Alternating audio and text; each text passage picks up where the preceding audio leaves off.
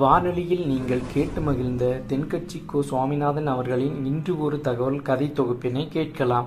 ஒரே ஒரு ஊர், அந்த ஊருக்கு பேரு கொடையாளிப்பட்டி. அந்த பேருக்கு தகுந்த மாதிரி தான் அந்த ஊர் மக்களும். யார் என்ன கேட்டாலும் இல்லைன்னு சொல்லாமல் கொடுப்பாங்க. கொடையாளிகள் நிறைந்த ஊர். இனாமா மட்டும் இல்லை, கடனாகவும் பணம் கொடுப்பாங்க. யாருக்காவது அவசரமாக பணம் தேவைப்பட்டதுன்னு வச்சுக்கோங்க, அந்த ஊருக்கு போய் வாங்கிக்கலாம். பத்திரம் தேவையில்லை, சாட்சி தேவையில்லை, ஜாமீன் தேவையில்லை, எந்த உத்தரவாதமும் கேட்காம பணம் கொடுத்துருவாங்க. நம்மளால் ஒருத்தனுக்கு பணம் தேவைப்பட்டது, சொந்த பந்தமெல்லாம் கேட்டு பார்த்தா யாரும் கொடுக்குற வழியாக தெரியல. எல்லாரும் அவங்கவுங்க சௌரியத்தை பார்க்குறவங்க, அடுத்தவங்க சௌரியத்தை பற்றி கவலைப்படாதவங்க. இவன் எல்லாரையும் கேட்டு பார்த்துட்டு சோர்ந்து போய் உக்காந்துட்டான். அந்த நேரம் தான் கொடையாளிப்பட்டியை பற்றி கேள்விப்பட்டான். அப்படி ஒரு ஊர் இருக்கிறது தெரிஞ்சதும் அந்த ஊருக்கு வழி கேட்டுக்கிட்டு ஒரு நாள் புறப்பட்டு போனான். வயல்காட்டு வழியாக போக வேண்டியிருந்தது. மெதுவாக நடந்து ஊர் எல்லைக்கு வந்துட்டான். ரெண்டு பக்கமும் விவசாய வேலைகள் மும்முரமாக நடந்துக்கிட்டு இருக்குது. ஏர் உழுதுகிட்டு இருக்கிறாங்க. அப்போ அங்கே ஒரு ஆளை பாம்பு கடிச்சுட்டுது. பக்கத்தில் வேலை செஞ்சுக்கிட்டு இருந்தவங்க ஓடி வந்தாங்க. அவசரமாக செய்ய வேண்டிய முதல் உதவியெல்லாம் செஞ்சு பார்த்தாங்க. பலன் இல்லை. அந்த ஆள் செத்து போட்டான். அவன் செத்து விட்டான்னு தெரிஞ்சதும் அவனை தூக்கி வரப்பு மேலே போட்டுட்டு எல்லாரும் அவங்கவுங்க வேலையை கவனிக்க ஆரம்பிச்சிட்டாங்க. அங்கே ஒரு ஆள் இவனை பார்த்து சொன்னான், ஐயா, நீங்கள் போகிற வழியில் இவன் சொந்தக்காரன், இவனுக்கு சோறு கொண்டுகிட்டு வருவான், இவன் இங்கே செத்துட்டான்னு அவங்ககிட்ட சொல்லிவிடுங்க அப்படின்னா. இவனுக்கு ரொம்ப ஆச்சரியம். என்னடா இது, பாம்பு கடிச்சுட்டுதுன்னதும் பதறி அடிச்சுக்கிட்டு ஓடி வந்தாங்க, செத்துட்டான்னதும் பேசாமல் தூக்கி போட்டுட்டு போயிட்டாங்க அப்படின்னு நினச்சிக்கிட்டே நடந்து போகிறான். எதிரில் சோறு கொண்டுக்கிட்டு ஒரு ஆள் வந்தான். இவன் விவரத்தை சொன்னான். அங்கே அவங்க சொந்தக்காரன் பாம்பு கடிச்சு செத்து போட்டான் அப்படின்னா. அவன் கொஞ்ச நேரம் அமைதியாக நின்னான். அதுக்கப்புறமா அங்கேயே வரப்பில் உட்காந்து கொண்டுகிட்டு வந்த சோத்தை தானே சாப்பிட்டு முடித்தான். பேசாமல் எழுந்திரிச்சு திரும்பி போயிட்டான். கொஞ்சம் கூட பதறல, அழலை. இப்படியும் ஒரு ஊரா அப்படின்னு நினச்சி ஆச்சரியப்பட்டுக்கிட்டே இவன் ஊருக்குள்ளே போனான். ஒரு பெரிய மனுஷனை பார்த்து பணம் கேட்டான். அவரும் இவனோட பேரையும் ஊரையும் மட்டும் விசாரிச்சுக்கிட்டு தேவையான பணத்தை கொடுத்துட்டார். பணத்தை வாங்கிட்ட பிறகு தன்னுடைய மனசை அரிச்சிக்கிட்டு இருந்த அந்த விஷயத்தை பற்றி கேட்டான். ஐயா, வழியில் ஒருத்தன் செத்துட்டான், அவனை அப்படியே தூக்கி வரப்பில் போட்டுட்டு எல்லாரும் வயல்வெளி வேலைகளை பார்த்துக்கிட்டு இருக்கிறாங்களே அப்படின்னா. இதுக்கு அந்த பெரியவர் சொன்னார், ஆமாம், அப்படி தான் செய்வோம். வேலை முடிஞ்சு வீட்டுக்கு திரும்புகிறப்போ அவனை தூக்கிட்டு வந்து அடக்கம் பண்ணிடுவோம் அப்படின்னார். ரொம்ப ஆச்சரியமாக இருக்கே அப்படின்னா. ஏன் உங்கள் ஊரில் யாராவது செத்துட்டா என்ன பண்ணுவீங்க அப்படின்னு கேட்டார். என்ன இப்படி கேட்குறீங்க, எங்கள் ஊரில் எல்லாம் பணத்தை தூக்க விட மாட்டாங்க, ஒப்பாரி வைப்பாங்க, கட்டி புரண்டு அழுது புலம்பி தீத்துருவாங்க அப்படின்னா. இவன் பெரியவர் பார்த்தார். அவங்ககிட்ட கொடுத்த பணத்தை லபக்குன்னு பறிச்சுக்கிட்டார். திருப்பி வாங்கிட்டார். இவன் பதறி போய் நிற்கிறான். அவர் சொன்னார், பணத்தையே விட மாட்டேன்னு கட்டுப்பிடிச்சி அழுதா நான் கொடுத்த பணத்தை மட்டும் எப்படி திருப்பி கொடுக்க போகிறேன், போயிட்டு வா அப்படின்னு விரட்டி விட்டாரான். இந்த கதையை நண்பர் ஒருத்தர் சொன்னார். கதை வேடிக்கையாக தெரிஞ்சால் கூட இதில் கருத்து உண்டு. பணம் பிணம் இது ரெண்டையுமே விடுறதுக்கு அவ்வளவு சுலபமாக மனம் வர்றதில்லை. இந்த ரெண்டு விஷயங்கள்லேயும் அறிவார்ந்த செயல்பாடு தேவை. ஒரு பேருந்து மரத்தில் மோதி விட்டது. எல்லாரும் அடிபட்டு முனைகிட்டு கிடக்கிறாங்க. டிரைவர், கண்டக்டர் இவங்களுக்கும் அடி. அவங்களும் ஒரு பக்கம் கிடக்கிறாங்க. ஒரு மூலையில் கிடக்கிற ஒருத்தன் மெதுவாக முக்கி முனகி கண்டக்டர்னு சத்தம் போடுறான். கண்டக்டர் மெதுவாக நகர்ந்து அவங்ககிட்ட போய் என்னன்னு விசாரிக்கிறார். அவன் ரொம்ப சிரமப்பட்டு வாயை திறந்து ஒரு 15 காசு சில்லற பாக்கி அப்படின்னானான். அது ஒரு புகைவண்டி நிலையம். அங்கே ஒருத்தர் காலார நடந்து வந்துக்கிட்டு இருந்தார். அவர் தன்னுடைய வீட்டில் உட்காந்து ரொம்ப நேரம் எழுதுவார். எழுதுகிற நேரம் போக மற்ற நேரங்களில் தம்முடைய சொந்த வயல்களில் வேலை பார்ப்பார். அது முடிஞ்சதை என்ன பண்ணுவார்னா, பக்கத்தில் இருக்கிற புகைவண்டி நிலையத்துக்கு போவார். அங்கே கொஞ்சம் நேரம் அப்படியே காலார நடந்து வருவார். இது அவருடைய அன்றாட வழக்கம். அன்னைக்கும் அது மாதிரி தான் அவர் நடந்து வந்துக்கிட்டு இருக்கிறார். அந்த சமயத்தில் அங்கே நடைமேடையில் ஒரு அம்மையார் நின்றுக்கிட்டு இருக்கிறாங்க. இவரை கண்டதும் கையை தட்டி கூப்பிட்டாங்க. இங்கே கொஞ்சம் வர முடியுமா அப்படின்னாங்க. இவர் போனார். என்னங்கன்னு விசாரித்தார். அந்த அம்மையார் விவரம் சொன்னார். ஐயா, நானும் என்னுடைய வீட்டுக்காரரும் இங்கே வந்தோம். அதுவும் நிற்கிதே, அந்த ரயிலில் ஏறி ஊருக்கு போகணும். என்னுடைய வீட்டுக்காரர் அதுவும் அந்த உணவு விடுதிக்கு போயிருக்கார், இன்னும் வரல. அவர் வர்றதுக்குள்ளே ரயில் புறப்பட்டுரும் போல இருக்கு. நீங்கள் ஓடி போய் அவரை அழைச்சிக்கிட்டு வர முடியுமா அப்படின்னு கேட்டாங்க. சரின்னார் இவர். உடனே அந்த அம்மா தன்னுடைய கணவர் எப்படி இருப்பார் அப்படிங்கிற அடையாளங்களை கொஞ்சம் சொல்லி அனுப்புனாங்க. போய் தேடிட்டு இருக்க வேண்டாமேங்கிறதுக்காக. பார்க்கறதுக்கு இப்படி இருப்பார், இந்த மாதிரி ஆடை அணிஞ்சிருப்பார் அப்படின்னு விவரமாக சொன்னாங்க. அதை அவர் கவனமாக கேட்டுக்கிட்டார். நீங்கள் போய் அழைச்சிட்டு வாங்க, வந்த உடனே உங்களுக்கு உண்டான கூலியையும் கையோடு கொடுத்து விட்றேன் அப்படின்னாங்க அந்த அம்மா. இவர் போனார். அந்த அம்மா சொன்ன அடையாளங்களை வச்சு அவர் வீட்டுக்காரரை கையோட கூட்டிகிட்டு வந்துட்டார். கொண்டுட்டு வந்து அந்த அம்மா கிட்ட ஒப்படைச்சார். உடனே அவரும் ஏற்கனவே சொன்ன பிரகாரம் அவருக்கான கூலி பணத்தையும் கொடுத்தாங்க. அவரும் எதுவும் மறுப்பு சொல்லாமல் அதை வாங்கிக்கிட்டார். வாங்கிக்கிட்டு திரும்பினார். அந்த சமயத்தில் எதிரில் வந்த ஒருத்தர் அவர் அடையாளம் கண்டுபிடிச்சிக்கிட்டார். அவங்க 2 பேரும் பேசிக்கிறது இவங்க காதில் விழுந்தது. அப்போ தான் இவங்களுக்கு அது புரிஞ்சுது. இவங்கக்கிட்ட கூலி வாங்கினவர் யாருன்னா அவர் தான் பேரறிஞர் லியோ டால்ஸ்டாய் அப்படிங்கிறது புரிஞ்சுது. அவங்க 2 பேரும் பேசிக்கிறத வச்சு ரஷ்ய நாட்டின் மிகப்பெரிய ஞானி லியோ டால்ஸ்டாய், சோவியத் நாட்டின் ஈடு இணையற்ற இலக்கிய மேதை. இது தெரிஞ்ச உடனே அந்த அம்மா அவர்கிட்ட ஓடினாங்க. ஐயா, உங்களுக்காக நான் கூலி கொடுத்தேன், நான் பெரிய தவறு பண்ணிவிட்டேன் அப்படின்னு சொல்லி வருத்தப்பட்டாங்க. பரவாயில்ல, ஆனால் நீங்கள் எனக்கு கொடுத்த கூலி பணத்தை நான் திருப்பி கொடுக்க மாட்டேன். ஏன் தெரியுமா? அது நான் உழைச்சி பெற்ற தொகை அப்படின்னார். யாருக்குமே அதிக மகிழ்ச்சியை தரக்கூடிய பணம் எதுன்னு கேட்டால் அது அவங்க உழைப்புக்கு ஊதியமாக கிடைக்கிற பணம் தான். நம்ம ஆட்கள் சில பேருக்கு உழைக்காமல் கிடைக்கிற தீய வழியில் வருகிற பணம் கூட மகிழ்ச்சியை கொடுக்கும். ஒரு பெரிய தொழிற்சாலை, அதோட முதலாளி கடுமையான ஒரு கட்டுப்பாடு விதிச்சிருந்தார். அது என்ன கட்டுப்பாடுன்னா, இந்த தொழிற்சாலைக்கு உள்ள யாரும் சிகரெட்டு பிடிக்கக்கூடாது அப்படிங்கிறது தான். ஒரு நாள் இந்த முதலாளி தன்னுடைய தொழிற்சாலையை சுற்றி பார்த்துக்கிட்டு வரார். அப்போது ஒரு இளைஞன் உள்ள சிகரெட்டு பிடிச்சிக்கிட்டு இருந்தான். அதை பார்த்து விடுறார். அவ்வளவுதான், அவருக்கு கோபம் வந்துட்டுது. உடனே உதவியாளரை கூப்பிட்டார். அதோ பாரு, அந்த சிகரெட்டு பிடிச்சிக்கிட்டு இருக்கிறானே, அவன் கணக்கை முடித்து வெளியில் அனுப்பி வச்சிரு அப்படின்னு உத்தரவு போட்டார். அது பிரகாரம் உடனே அவனை அழைச்சிட்டு போய் கணக்கு பார்த்து சம்பள பாக்கி அப்புறம் உதவித்தொகை எல்லாத்தையும் மொத்தமாக கையில் கொடுத்து வெளியில் அனுப்பி வச்சுட்டாங்க. அவன் பணத்தோடு வெளியில் வந்தான். ஏதோ யோசனை பண்ணபடியே நின்றுக்கிட்டு இருந்தான். அவன், என்னப்பா யோசிக்கிற அப்படின்னாரு எதிரில் வந்தவர். இவன் சொன்னான், ஒன்றும் இல்லை, என்னோட நண்பன் ஒருத்தனை பார்க்கறதுக்காக உள்ளே போனேன். பேர் என்னன்னு கேட்டுவிட்டு ஒரு 50,000 ரூபா பணத்தையும் கொடுத்து வெளியில் அனுப்பி வச்சுட்டாங்க. அதுதான் ஏன்னு புரியல, யோசனை பண்ணிகிட்டு இருக்கிறேன் அப்படின்னு நானாக்குவேன். அதனால் நாம் உழைச்சி சம்பாதிக்கிற பணம் தான் உயர்வு, சும்மா வர்ற பணம்லாம் மகிழ்ச்சியை தராது அப்படிங்கிறத புரிஞ்சுக்கணும். அப்பேற்பட்ட ஞானி ரஷ்ய மேதை அவர் பாருங்க, அந்த பணத்தை வாங்கின பணத்தை திருப்பி கொடுக்க மாட்டேன்னு விட்டார். ஏன்னா அது உழைத்து பெற்ற தொகை, அதை நான் கொடுக்க மாட்டேன்னார். அதனால் நமக்கு செல்வம் சேர்க்கறது பெருசு இல்லை, அந்த சேருகிற செல்வம் நமக்கு மகிழ்ச்சியை கொடுக்கணும். அதுக்கு என்ன வழின்னா, நாம் உழைத்து சம்பாதிக்கணும் அப்படிங்கிறத அதிலிருந்து புரிஞ்சிக்க வேண்டியது ரொம்ப அவசியம். அதனால் உழைப்போம் உயர்வோம், இதுதான் வெற்றியின் ரகசியம்.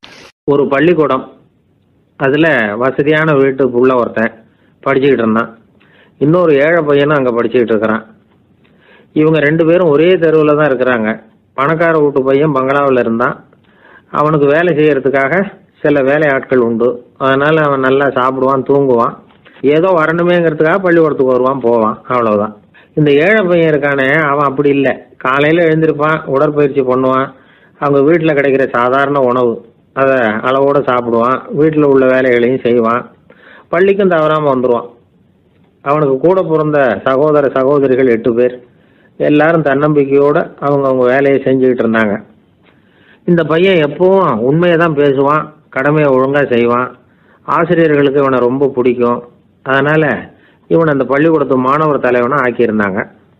இது அந்த பெரிய இடத்து பையனுக்கு பிடிக்கல. மாணவர் தலைவனுக்கு பணிஞ்சு போகிறதுக்கும் அவனுக்கு விருப்பம் இல்லை. ஒரு நாள் வகுப்பில் ஆசிரியர் எல்லா மாணவர்களுக்கும் ஒரு வேலை கொடுத்தார். எல்லாரும் அதை சுறுசுறுப்பாக செஞ்சுக்கிட்டு இருக்கிறாங்க. இவன் மட்டும் சோம்பலாக உட்காந்துருக்கிறான். ஆசிரியர் அந்த பக்கமாக வந்தார், இதை பார்த்துட்டார். உடனே மாணவர் தலைவனாக இருக்கிற அந்த ஏழை பையனை கூப்பிட்டார். இந்த பாருப்பா, ஏன் அந்த பையன் இப்படி சும்மா உட்காந்துருக்கிறான், என்னன்னு விசாரிச்சு சொல்லு அப்படின்னு சொல்லிவிட்டு உள்ளே போயிட்டார். இவன் மெதுவாக போய் அவங்ககிட்ட விசாரித்தான், ஏன் இப்படி சோர்ந்து போய் உட்காந்துருக்கிற அப்படின்னு. அவன் ரொம்ப அலட்சியமாக அவனை திரும்பி பார்க்குறான்.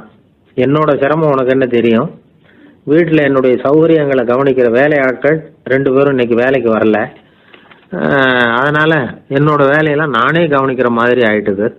அதனால் சோர்ந்து போட்டேன் அப்படின்னு நான். அப்புறம் கேட்டிருக்கான், அது சரி, உன்னுடைய வீட்டில் உன்னுடைய வேலைக்காரங்க வராத போது நீ எப்படி சமாளிக்கிற அப்படின்னு கிண்டலாக கேட்டிருக்கான். அதாவது இவன் ஏழைங்கிறதையும் இவன் வீட்டில் வேலை செய்யறதுக்கு யாரும் இல்லைங்கிறதையும் இப்படி சொல்லி கிண்டல் பண்ணுறான். இந்த ஏழை பையனுக்கு இது புரிஞ்சுது, மனசு வேதனை போட்டுது. இருந்தாலும் வெளியில் காட்டியாமல் சிரிச்சுக்கிட்டே சொன்னானா, எனக்கு அந்த கவலையே கிடையாது. என்னுடைய உதவிக்கு நான் நினைச்ச உடனே என்னுடைய காரியத்தை செய்யறதுக்கு 8 பேர் எப்பவும் தயாராக இருப்பாங்க அப்படின்னு நான். இவன் இப்படி சொன்னதும் அவனுக்கு ஒரு மாதிரி ஆயிட்டு தான். தலையை குனிஞ்சுக்கிட்டே போட்டான். உள்ளே உட்காந்துருந்த ஆசிரியர் காதில் இது விழுந்தது. உடனே இந்த ஏழை பையனை உள்ளே கூப்பிட்டு போனாரு. கேட்டாரு, என்னப்பா அப்படி சொல்ற? இவன் பொய் சொல்ல மாட்டாங்கிறது அவருக்கு தெரியும். அவனை சமாளிக்கிறதுக்காக இப்படி ஒரு பொய்யை சொல்லியிருப்பாங்கிறதையும் அவரால் ஏற்றுக்க முடியல. ஏன்பா நீ நினைக்கிற காரியத்தை செய்ய 8 பேர் தயாராக இருக்கிறதா சொன்னியே, உன்னுடைய சகோதரிகளை குறிப்பிட்டு அப்படி சொன்னியா அப்படின்னு கேட்டார். இல்லைங்க ஐயா, நான் அவங்கள குறிப்பிட்டு அப்படி சொல்லலைன்னா. அப்படின்னா பொய் சொன்னியா? இந்த சின்ன விஷயத்துக்கு அப்படி பொய் சொல்லலாமான்னார். ஐயா நான் பொய்யும் சொல்லலைன்னா. இவன் அப்படின்னா நீ சொன்னதுக்கு என்ன அர்த்தம்னார். இப்போ அந்த பையன் சொல்றான், ஐயா நான் நினைக்கிறத செய்து முடிக்க என் கூட இருக்கிற அந்த 8 பேர் யாருன்னா 2 காலு 2 கை வாய் மூக்கு கண்ணு காது ஆக மொத்தம் 8. இவங்க தான் இந்த வேலை ஆட்கள். நான் சொல்றதை செய்யறதுக்கு, நான் சொல்றதை கேட்கறதுக்கும் செய்யறதுக்கும் அவங்க எப்பவும் தயாரா இருக்காங்க. அந்த அளவுக்கு என்னுடைய பயிற்சிகள் பழக்க வழக்கங்கள் மூலமா அவங்கள நல்ல நிலைமையில வச்சிருக்கிறேன் அப்படின்னா. இந்த கதையை சுவாமி சின்மயானந்தர் சொல்றது வழக்கம். இயற்கை நமக்கு கொடுத்துருக்கிற வேலையாட்கள் இந்த 8, இவங்களை நல்ல முறையில் வச்சிருந்து வேலை வாங்க வேண்டியது நம்முடைய கடமை. அந்த கடமையை ஒழுங்கா செஞ்சுக்கிட்டு வந்தா வாழ்க்கையில வெற்றி நிச்சயம், இல்லைன்னா குழப்பம்தான். புத்தி சரியா இல்லைன்னா இந்த வேலையாட்கள் நாம சொல்றதை கேட்க மாட்டாங்க. ஒருத்தன் குடி போதையில தள்ளாடி போய் ஒரு மரத்துல முட்டிக்கிட்டானான். தலையில கட்டு போட்டுக்கிட்டு மறுநாள் வந்திருக்கான். ஏன்டா இப்படி பண்றேன்னு கேட்டிருக்காங்க. நான் ஒதுங்கி போன்னு தான் சொன்னேன், அது கேட்கல அப்படின்றான். எது கேட்கல? உன்னோட காலா அப்படின்னு கேட்டிருக்காங்க. இல்லைங்க அந்த மரம் அப்படின்னு நானா. ஒரு ஊர்ல ஒரு மன்னர் இருந்தார். ஒரு நாள் அவருடைய அரசவைக்கு ஒரு ஓவியன் வந்தான். அவன் சீனா தேசத்திலிருந்து வந்தவன், தாவோ சிந்தனையாளன். அவன் அங்க வந்து மன்னர் முன்னாடி நிக்கிறான். யாரும் செய்ய முடியாத ஒரு காரியத்தை என்னால் செய்ய முடியும்னா.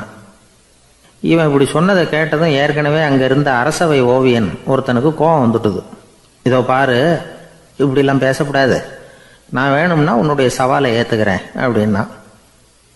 நாம 2 பேரும் ஓவியம் தீட்டுவோம், அதை பார்த்துட்டு நம்ம 2 பேர்ல யாரு சிறந்த ஓவியன் அப்படிங்கிறத மன்னரே தீர்மானம் செய்யட்டும், என்ன சொல்ற அப்படின்னு கேட்டான். அவனும் சரின்னு ஒத்துக்கிட்டான். போட்டி ஆரம்பமாச்சு. அரசர் அவங்களுக்கு 2 சுவர்களை ஒதுக்கி கொடுத்தார். 6 மாச காலம் அவகாசம் கொடுத்தார்.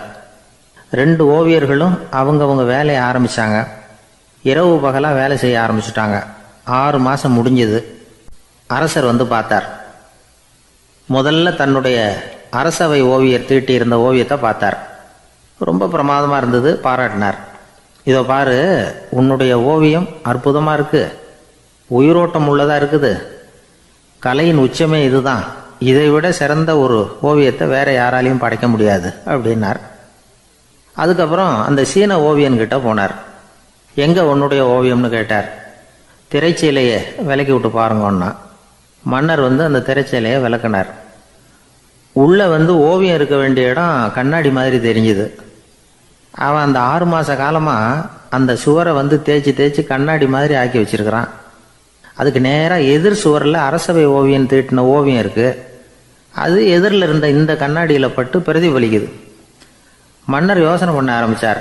அப்புறம் அந்த சீன ஓவியனை பார்த்து கேட்டார், இதை பாரு, நீ என்னுடைய ஆளை வந்து தோற்கடிச்சுட்ட அப்படிங்கிறதுல சந்தேகம் இல்லை, ஆனாலும் எங்களை ஏமாத்தி இருக்கிற, எந்த ஓவியமும் நீ வரையிலையே அப்படின்னார்.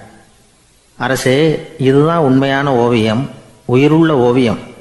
இது வந்து மனோபாவங்களை பிரதிபலிக்கும், மாறுகின்ற காலங்களை அப்படியே காட்டும் அப்படின்னா அந்த சீன ஓவியன். கையால வரைகிற ஓவியங்கள்ல சலனம் இல்லை, கண்ணாடி அப்படி கிடையாது, சக்தியின் ஓட்டம் அதுல எப்பவும் இருந்துகிட்டே இருக்கும், கண்ணாடி மட்டுமே ஜீவன் உள்ள ஓவியமா இருக்க முடியுங்கிறத அந்த சீன ஓவியன் தெரிஞ்சு வச்சிருந்தான். ஏன்னா அவன் ஒரு தாவோ சிந்தனையாளன்.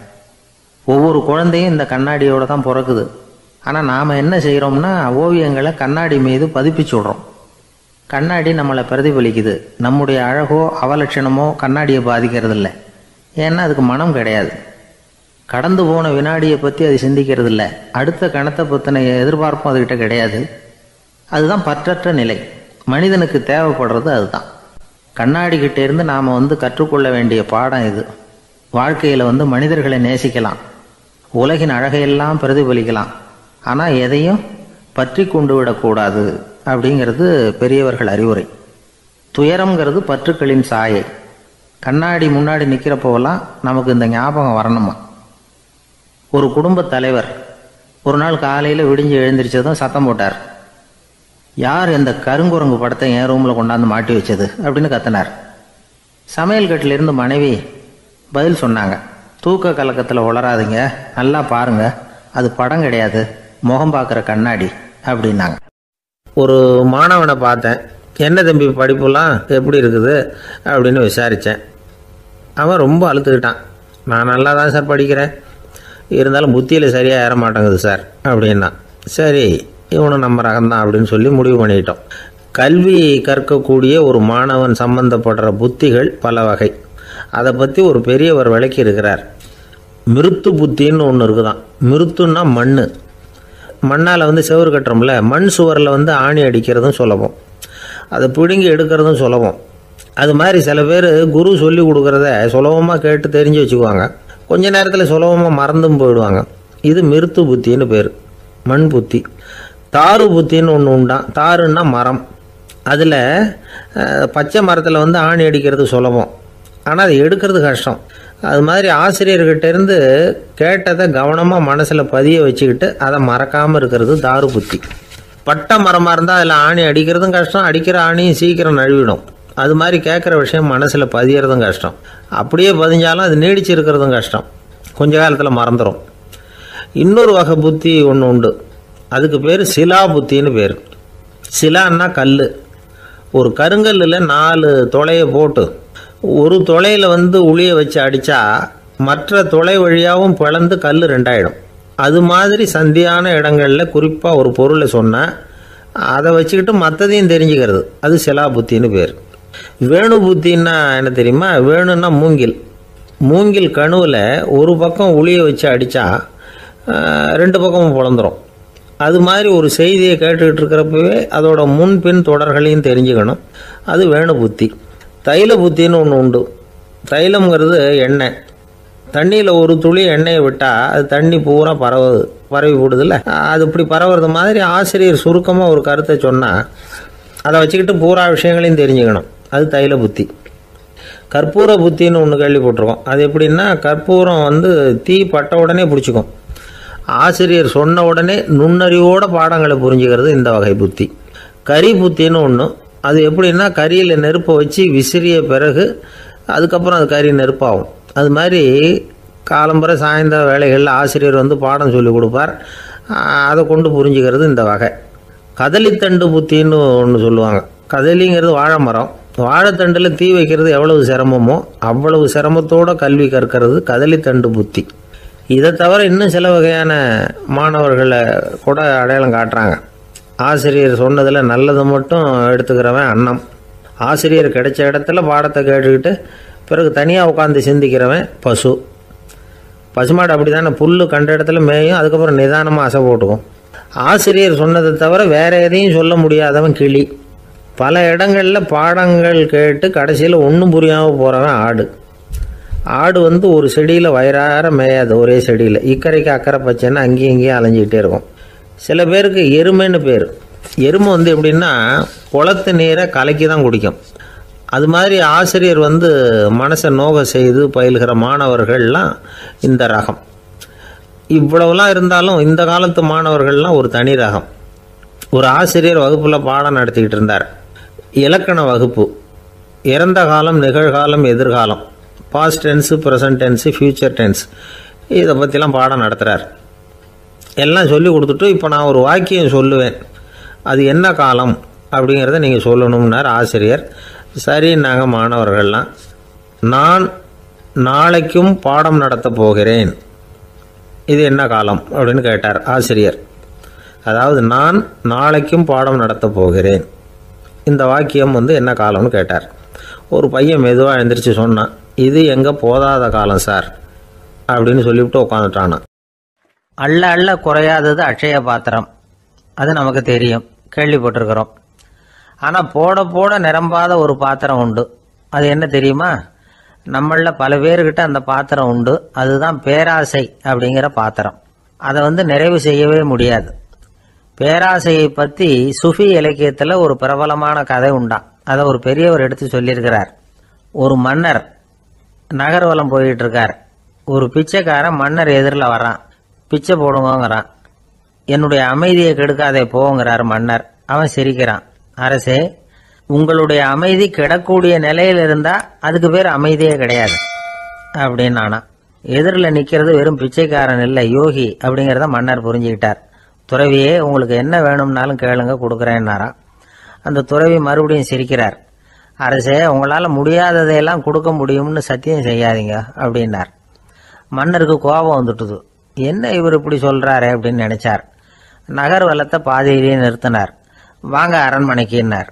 துறவியை அழைச்சிக்கிட்டு அரண்மனைக்கு வந்துட்டார். துறவி தன்கிட்ட இருந்த பிச்சை பாத்திரத்தை நீட்டினார். இது நிறைய எனக்கு பொற்காசுகள் வேணும் அப்படின்னாராம். அவ்வளவுதானா, இது ஒரு பெரிய காரியமா அப்படின்னு கையை தட்டினாராம் மன்னர். ஒரு பெரிய தாம்பாளம் நிறைய பொற்காசுகள் சேர்ந்தது.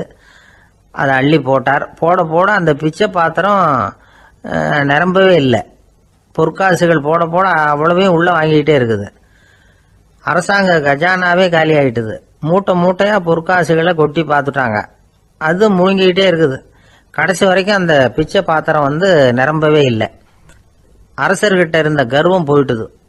அப்படியே பொத்துன்னு துறவி காலில் விழுந்தார். அப்போ அந்த துறவி சொன்னாராம், மன்னா, இந்த பிச்சை பாத்திரத்தை உங்களால் மட்டும் இல்லை, வேற யாராலையும் நிரப்ப முடியாது. அதுக்கு என்ன காரணம்னா, இது சாதாரண பிச்சை பாத்திரம் இல்லை, பேராசைகளோட வாழ்ந்து செத்து போன ஒரு மனிதனின் மண்டை ஓடுது அப்படின்னாராம்.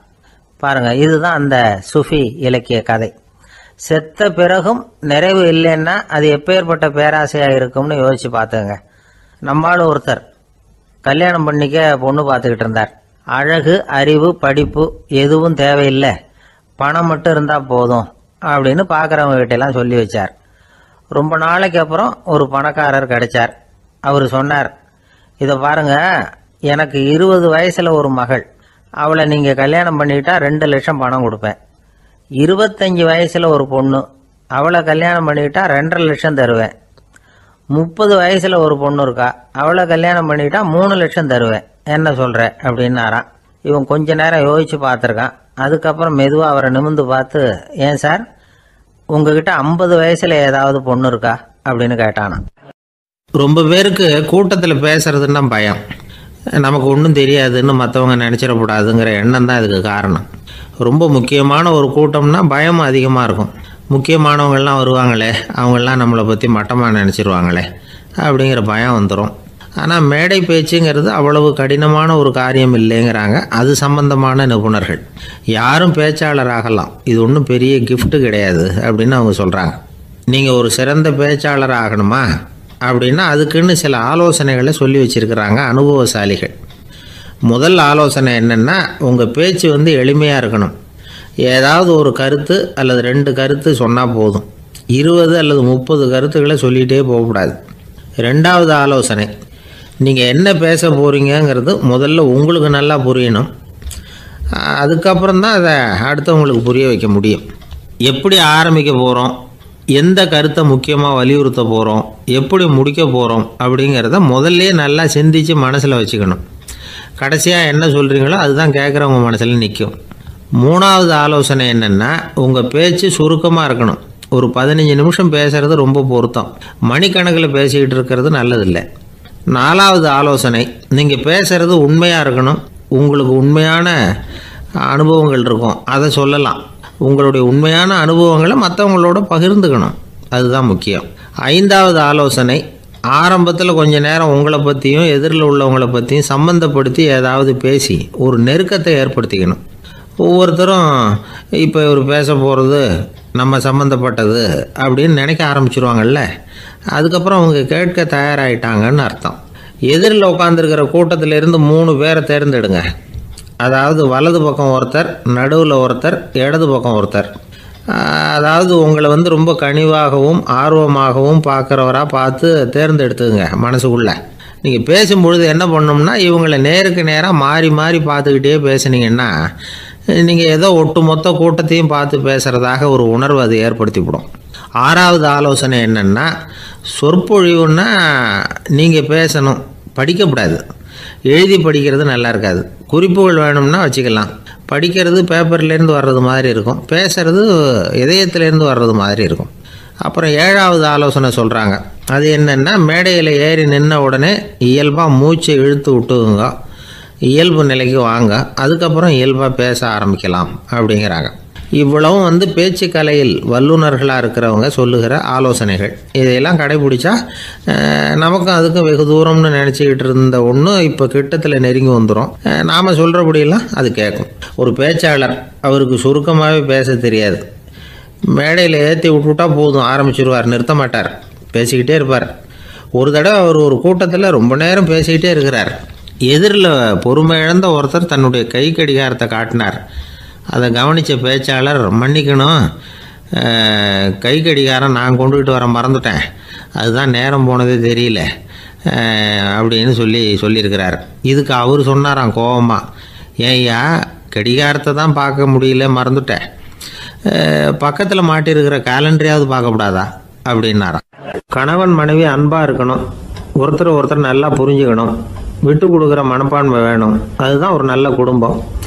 இன்றைக்கி பல குடும்பங்களில் அர்த்தமில்லாத சண்டைகள் தான் அதிகம். கிராமப்புறங்களில் வேடிக்கையாக ஒரு கதை சொல்லுவாங்க. ஒரு ஊரில் ஒரு ஆள் இருந்தான், வேலை வெட்டி இல்லாமல் சும்மாவே இருந்தான். அவனுக்கு கல்யாணம் பண்ணி வச்சாங்களாம். மனைவி சேர்ந்தா, சும்மாவே உட்காந்துருக்கிறியே, ஏதாவது சம்பாதிக்கிற வழியை பாரு அப்படின்ட்டு இருக்கா. அதுக்கு தான் யோசனை பண்ணிகிட்டு இருக்கிறேன், ஒரு அருமையான ஐடியா அப்படின்னு நானா. என்ன அது சொல்லு அப்படின்ட்டுருக்கா. அவன் ஒரு ஆட்டுக்குட்டி வாங்க போகிறேன்னு இருக்கான்.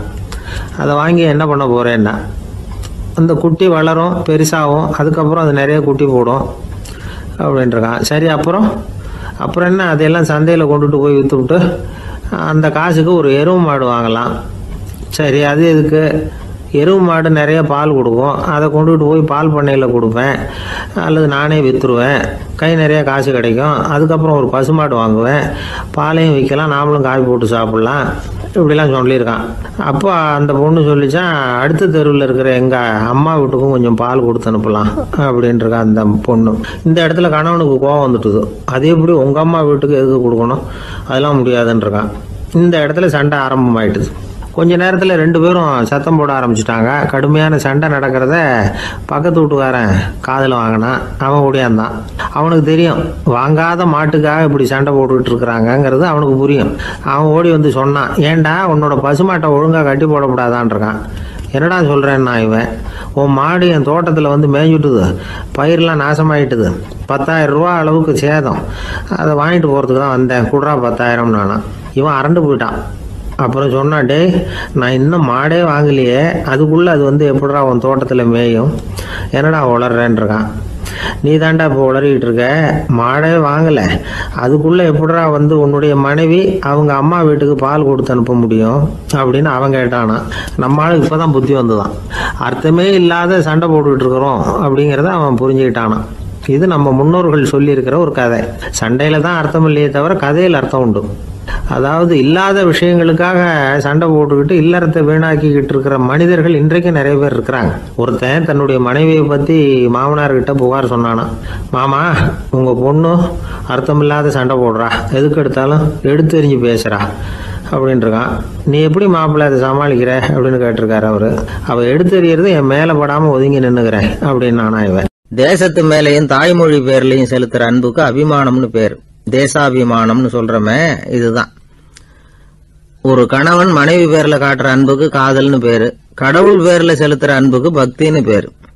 இப்படி அன்புல பல ரகம் இருக்கிறப்போ அதுல உள்ள வித்தியாசம் தெரியாம இடம் மாத்தி அன்பு காட்டினா இடைஞ்சல் தான். சரி, இந்த அன்பை பத்தி விஞ்ஞானம் என்ன சொல்லுது தெரியுமா? இதயத்தை பாதுகாக்கிறதுக்கு முக்கியமா தேவைப்படுற ஒண்ணு இந்த அன்புதான்னு சொல்லுது. நெதர்லாந்து விஞ்ஞானிகள் இதை ஆராய்ச்சி பண்ணியே கண்டுபிடிச்சிருக்கிறாங்க. கொஞ்சம் முயல் குட்டிகளை 2 பிரிவா பிரிச்சாங்க. 2 குரூப்புக்கும் கொழுப்பு அதிகமா உள்ள ஆகாரத்தையே கொடுத்துக்கிட்டு வந்தாங்க. ஆனா ஒரு குரூப்புக்கு வெறுமன ஆகாரத்தை கொடுத்ததோட சரி, இன்னொரு குரூப் முயல்களுக்கு ஆகாரம் கொடுத்ததோட நிறுத்திக்கல. அதுக்கு முன்னாடி கூண்டுகளை திறந்து விட்டு முயல்களை கொஞ்ச நேரம் எடுத்து கொஞ்சி விட்டு அதுக்கப்புறமா ஆகாரம் கொடுத்தாராம் ஆராய்ச்சியாளர். இந்த குரூப்புக்கு இதய பாதிப்பு 60% குறைச்சலா இருந்துதான். சில நோயாளிகளுக்கு ஹார்ட் அட்டாக் வந்தாலும் அதை தாங்கிக்கிட்டு குணமாகிற சக்தி அதிகமா இருக்குது. இது எப்படின்னு ஆராய்ச்சி பண்ணி பார்த்திருக்கிறாங்க. அவங்க எல்லாம் மனைவி தன் பேர்ல ரொம்ப அன்பா இருக்கிறதாக நினைக்கிறவங்களா இருக்கிறாங்களாம். இதய நோயாளிகள் பல பேரை சந்திச்சு இதய நோய் ஏற்பட என்ன காரணம்னு கேட்டிருக்கிறாங்க. அவங்க சொன்ன காரணம்லாம் சாப்பாடு சம்பந்தமா இல்லையா, மனைவி அன்பா இல்ல, இப்படிப்பட்ட காரணத்தை தான் சொல்றாங்களாம். அதனால இதயத்தை பாதுகாக்கணும்னு நினைக்கிறவங்க அடுத்தவங்க அன்பா இருக்கிறது மாதிரி பாத்துக்குங்க, அதுதான் முக்கியம்.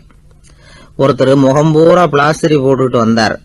ரொம்ப கோபமா, என்னங்க ஆச்சுன்னு விசாரிச்சேன். எல்லாம் உங்களாலதான் சார்னார். விவரமா சொல்லுங்களேன். என்ன உங்க தகவலை கேட்டுட்டு ஒரு பூனைக்குட்டியை கையில எடுத்தேன், அன்பா அதை தடவி கொடுக்கறதுக்காக.